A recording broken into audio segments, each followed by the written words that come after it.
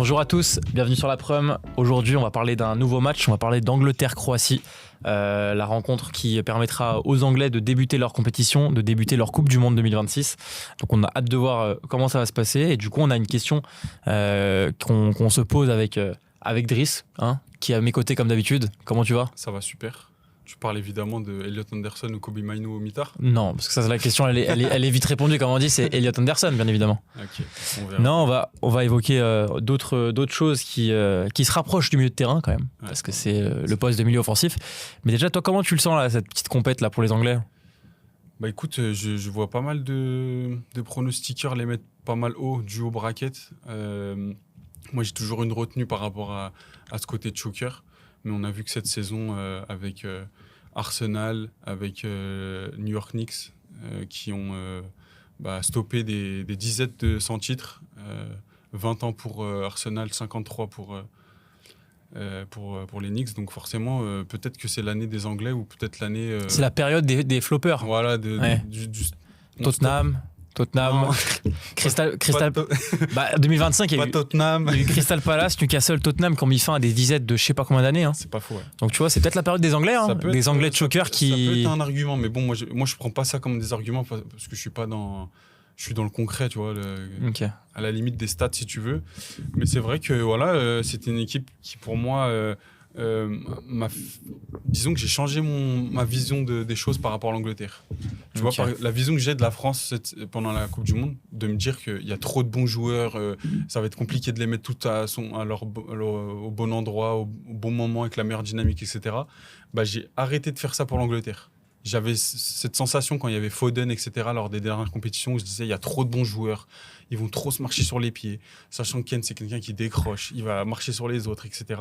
Et là, je trouve, sur les matchs amicaux que j'ai vus, tout le monde a un peu la bonne place. Alors peut-être que Tuchel aussi a aidé à ça, a aidé à cette adaptation, a aidé à être plus solidaire dans le meilleur positionnement possible.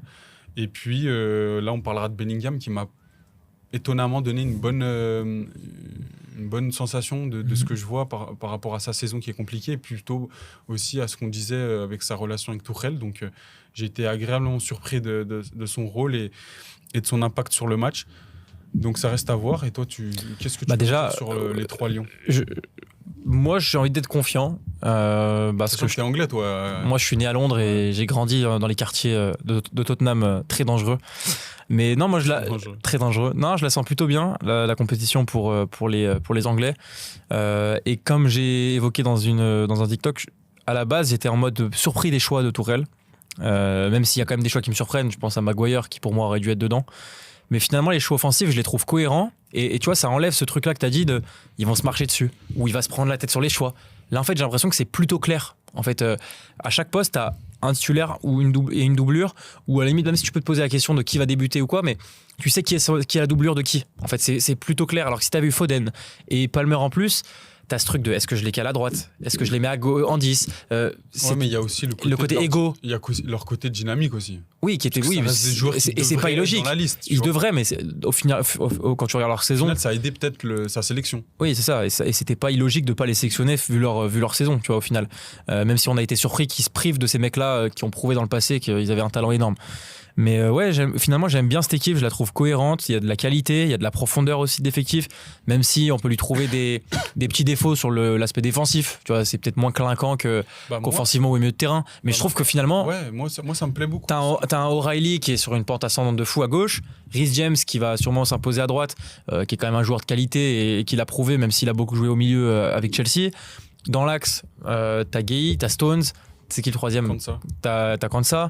C'est pas des joueurs très, très hypants, mais en même temps, c'est des joueurs de qualité qui peuvent, je pense, être performants. Donc ouais, j'ai envie d'y croire. Et puis comme tu as dit, le bracket, il peut être très favorable pour l'Angleterre jusqu'en demi-finale, avec franchement des 16e, des 8e, des quarts qui peuvent être abordables pour eux.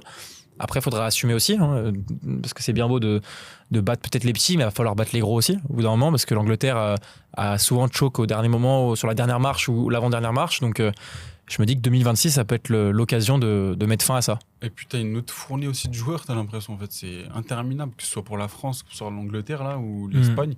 Tu as O'Reilly qui va sûrement être titulaire. Moi, je parlais bien évidemment Mainoo, mais il y a aussi Anderson. Donc, c'est des joueurs cadres directement qui sont capables de commencer des matchs. On l'a vu Mainoo à l'Euro 2024 contre l'Espagne. Enfin, même sur toute la compétition, parce qu'il prend très vite la place à Trent Alexander-Arnold dans le 11. Donc, voilà, Tuchel doit gérer aussi cette nouvelle fournée de bons joueurs, plus gérer aussi les cadres et les joueurs qui ont des certitudes. Il a même relancé des joueurs, il a même ramené des mecs comme Marcus Rashford, etc. Donc, à voir. Sa sélection, je pense qu'elle est plus intellectuelle dans la fonction où il veut mettre tout le monde dans un bon élément, dans une bonne dynamique, dans un bon cadre pour que tout le monde joue à son meilleur rôle, à son meilleur niveau. Donc c'est intéressant d'avoir cette vision-là de sa part. Et puis voilà, tout sera encadré par sûrement Declan Rice et Harry Kane qui seront sûrement les cadres de cette équipe d'une manière d'un leadership technique sur le terrain et aussi, je pense, par la voix et dans les vestiaires. Et comme tu l'as dit, comme Tourelle l'a dit, il n'a pas forcément choisi les 25 meilleurs joueurs anglais potentiels, il a pris la meilleure équipe selon lui.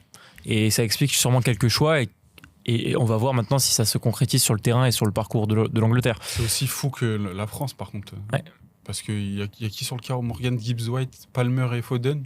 Adam Wharton, Trent, Maguire. À gauche, tu as Luke Shaw, Lewis Hall.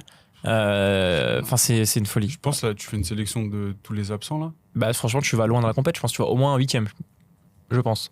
Parce que devant, tu as Solanke, pas Watkins, tu as Solanke, Calvert-Lewin. Tu sors des poules 2e déjà. Ah ouais, je pense. Largement. Et en plus, avec le concept des 3e qui passe, c'est sûr que tu passes. 3e, ok. Parce que si tu. Là, c'est un tri. Là, non, ce serait une folie. 3e qui passe. Non, le 11, le 11 qui était sorti des mecs pas pris, c'était abusé de l'Angleterre. Mais du coup, nous, on s'est posé une question. Parce qu'il y a quand même une petite question qu'on se pose offensivement par rapport à l'Angleterre. C'est est-ce que Morgan Rogers, qui est du coup considéré comme la doublure de Jude Bellingham au poste de milieu offensif, peut vraiment prendre la place de Bellingham, qu'on avait même évoqué un moment sur peut-être qu'il ne soit pas sélectionné. On en parlait il y a quelques mois avant la sélection de ce mec-là. Est-ce que Tourelle est capable de ne pas le prendre? Finalement, il n'a pas pris les autres, mais lui, Bellingham a quand même été pris. Et Rogers fait une saison plutôt bonne, même si je trouve qu'on en parlait aussi, elle a été moins bonne que la précédente, mais il a fini fort avec la victoire en Europa League, un but en finale. Donc ça peut être vraiment un vrai concurrent à ce poste-là.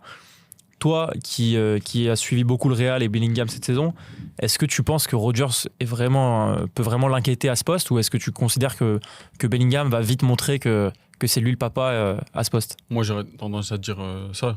Parce que pour moi, Bellingham, ce qui dégage, que ce soit en équipe nationale ou d'habitude en club, ou en tout cas sur ses meilleures saisons, il n'y a pas photo. C'est un joueur qui est bien plus complet, qui a bien plus de charisme sur un terrain, qui est capable de faire bien plus de choses, surtout via sa projection, via aussi son côté balle au pied, où il est capable de casser des lignes, que techniquement, malgré sa grandeur en taille, il est exceptionnel. Il l'a encore montré sur son côté proactif pendant les matchs amicaux, où il a été capable de prendre la balle, de faire vivre cette équipe positivement, parce qu'au Real, c'est pas toujours le cas.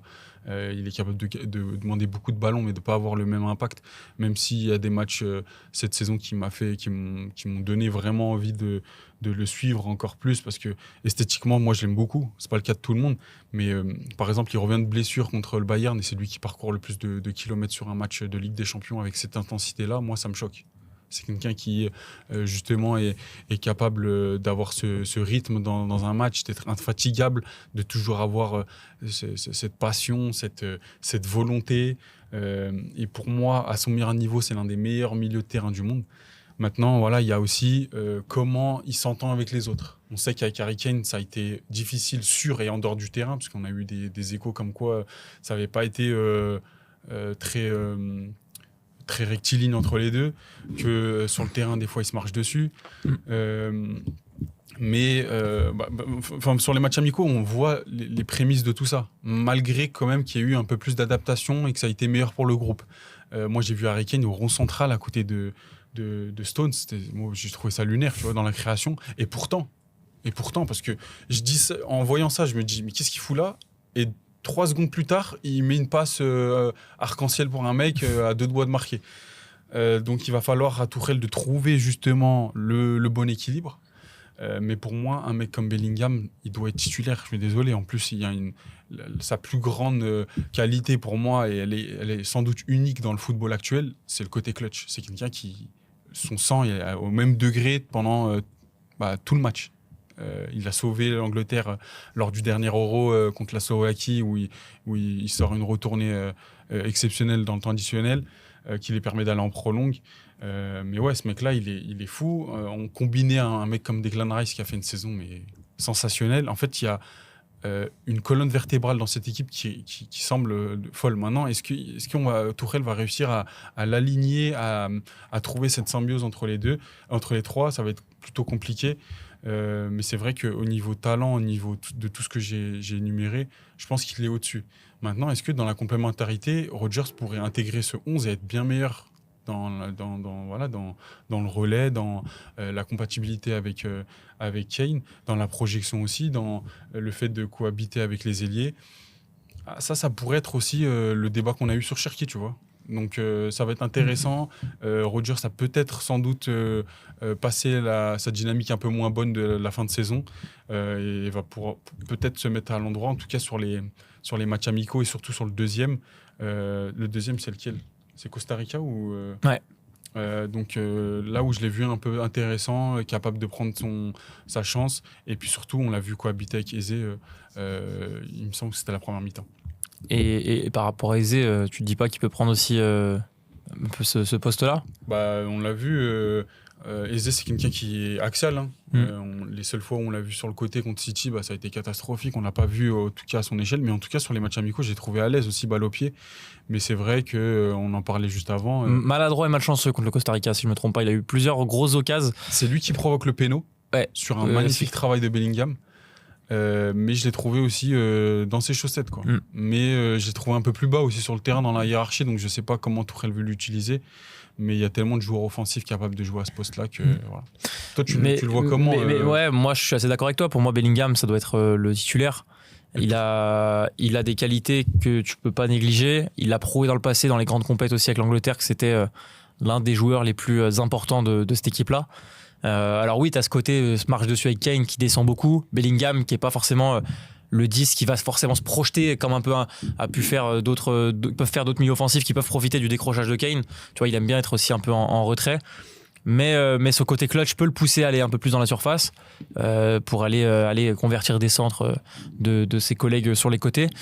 Et puis ouais, le côté charisme, le côté clutch dans le passé, son volume de jeu. Je me dis que Rodgers n'est pas capable de faire ça. Lui, c'est un joueur qui va plus être un peu à son poste, tu vois, dans son rôle, un peu s'excentrer sur peut-être un peu plus la gauche. Tu vois, il peut amener des belles frappes, coup de pied arrêté, un peu percutant. Va beaucoup frapper, va beaucoup tenter offensivement, mais c'est peut-être plus un joueur que j'utiliserais comme super sub, tu vois, sur les 25 dernières. Peut-être pas forcément à la place de Bellingham, mais ça peut l'être aussi. Bellingham, après avoir eu un gros volume pendant 70 minutes, il a couru, il a fait des passes, il a récupéré des ballons. Tu le sors, tu mets Rodgers, qui va être un style différent, mais qui peut te mettre le but, qui te fait gagner, qui peut te faire la passe D. Donc, pas obligé de jouer dans l'axe aussi, Rodgers. Oui, Rodgers peut jouer à gauche.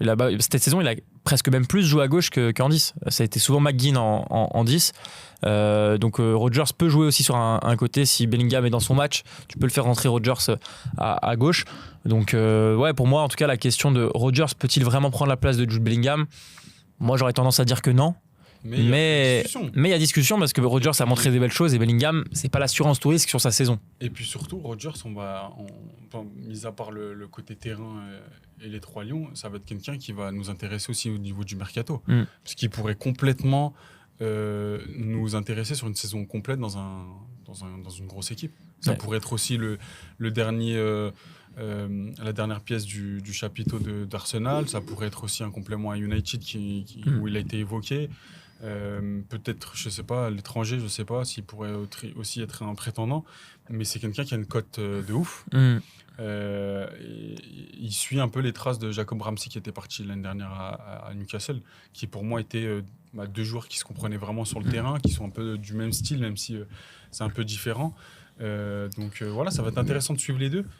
Tu voulais évoquer quelque chose? Non, mais je trouve que Rodgers c'est quand même une classe au-dessus de Jacob Ramsey quand même. Tu vois, Ramsey, je l'ai jamais vu autant coté que Rodgers, que ça soit cette saison ou la saison dernière. Je trouve que Rodgers il a quand même un step au-dessus. Moi, je trouve sur la saison où ils vont en quart là, en Ligue des, je trouve que Ramsey a quand même Il a un apport, mais je trouve qu'il a pas une cote énorme. Je trouve que Rodgers, c'est quand même une classe au-dessus, et tu vois, la preuve, Rodgers, c'est en équipe nationale, tu vois. Ouais, non, après, c'est sur la saison de Newcastle, forcément, ça va conforter ce que tu dis. Et du coup, c'était quoi la question que t'as... Les deux ailiers que tu vois avec si Jude et Harry Kane sont... Bah écoute, moi j'ai bien aimé le match de Madueke malgré son gros raté contre le Costa Rica, je l'ai trouvé plutôt bon. Mais pareil, pour moi c'est un mec... arrive trop vite. Ouais, mais pour moi c'est un mec qui doit rentrer à la fin. Tu vois, et je pense du coup que ça sera... Ouais, donc je pense que ce sera plutôt Saka titulaire à droite. Saka, attention, parce qu'il y a un TikTok qui sortira aussi sur ces choix-là des ailiers. Mais je sais pas si tu as vu passer son tendon d'Achille. Et pas ouf. Pas ouf. Ah, donc peut-être plus le... Et surtout, moi, ce qui me fait peur, je déteste entendre parler des tendons d'Achille. Parce que dans tous les sports, en ce moment, c'est un peu revenu. C'est vrai que c'était un peu... Il y avait une longue période de tendon d'Achille. C'est revenu la saison dernière en NBA, etc. Là, on a eu Hugo Ekitike en cours de saison. C'est quelque chose auquel il faut vraiment pas jouer. Et Ekitike, justement, il avait forcé. On l'avait vu sortir contre Brighton. Il se blesse contre le Paris Saint-Germain quelques semaines plus tard. Moi, c'est les choses que j'aime pas trop voir. Donc, s'il y a des doutes, je préférais qu'il se conserve et qu'il soigne vraiment ça correctement. Quoi. Donc, surtout pour Arsenal. Donc toi, tu irais peut-être plus sur Madueke à droite. J'irais plus sur Madueke. Après, comme je t'ai dit, on a vu Watkins lié droit, en tout cas dans un rôle spécial. On sait que Watkins avait eu un rôle vraiment important lors du dernier Euro. Si y a Watkins lié droit, ça va confirmer ce truc que tout le monde dit, donc en gros que l'Angleterre c'est l'équipe la plus athlétique de la Coupe du Monde. Aussi t'as Rice, Anderson, Watkins, Bellingham, Kane. En fait tes défenseurs tu te fais... C'est dingue. Sans parler des centraux, etc. Oh là laisse tomber. Et O'Reilly qui est grand. Et puis Watkins, James. J'aime bien le mentionner lui parce que lors du dernier Euro c'est aussi quelqu'un qui a eu un statut plutôt important. Là où Harry Kane commençait sur les gros matchs. Non, même pas sur le côté là, mais plutôt où il avait pas d'impact sur une heure de jeu complète, et que Watkins à la fin, je sais pas s'il est titulaire sur un gros match à la fin, mais il prend sérieusement sa place, que lui est sur une meilleure dynamique, qu'il apporte beaucoup plus à l'Angleterre à ce moment-là. Donc ça pourrait être aussi un joueur à la Giroud qui se transforme en sélection, qui est bien plus performant quand il joue avec les Trois Lions. Donc à voir si il arrive à avoir cette place. Après, on sait que aussi dans la projection, dans la finition, il pourrait être aussi un apport. On sait que le côté gauche pourrait être vraiment le penchant dans l'Angleterre. Et à gauche, justement, moi, je partirais peut-être sur Gordon. Qui a la même chose. Qui a préfère Rashford, hein, mais j'ai l'impression que c'est plus Gordon qui tient les cartes en main, et que Rashford sera plus un super sub qui peut justement, grâce à son côté clutch aussi, malgré les défauts qu'il a pu avoir cette saison au Barça, il a su montrer que c'était un mec clutch sur certains moments. Je pense à Newcastle en poule, je pense au Classico, contre le Real avec le coup franc qu'il met. À ce moment-là, tu te dis presque, vas-y, qu'est-ce qu'il faut autour du ballon, et il te la met en pleine lucarne.